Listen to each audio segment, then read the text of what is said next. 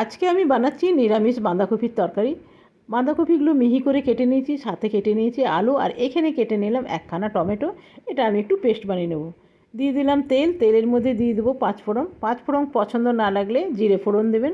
দিলাম দুটো তেজপাতা, দিয়ে দিলাম আলুগুলো।